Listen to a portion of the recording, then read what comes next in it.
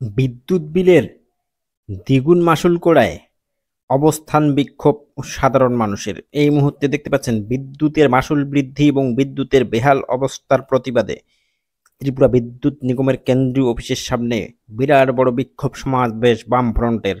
লাল পতাকা হাতে হাজার হাজার মানুষ কিন্তু কেন্দ্রীয় বিদ্যুৎ বেহাল অবস্থার প্রতিবাদে কেন্দ্রীয় যে অফিস বিদ্যুৎ নিগমের সেই অফিসের সামনেই মানুষ কিন্তু এগিয়ে চলছে স্বতঃস্ফূর্তভাবে।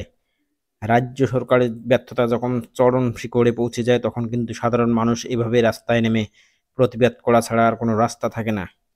তাই এই বিদ্যুতের যে দ্বিগুণ মাশুল, সেই মাশুল বৃদ্ধি আর বিদ্যুতের বেহাল অবস্থা, রাস্তাঘাটের সাথে সাথে বিদ্যুতের বর্তমানে বেহাল অবস্থা, সারা রাজ্যের যে বেহাল অবস্থা তারই একটা চিত্র কিন্তু ফুটে উঠেছে এই কেন্দ্রীয় বিদ্যুৎ অফিসের সামনে যে বিক্ষোভ। সেই সমাবেশের জনগণকে দেখলেই বোঝা যাচ্ছে বর্তমান রাজ্যের পরিস্থিতিটা কোথায় গেছে।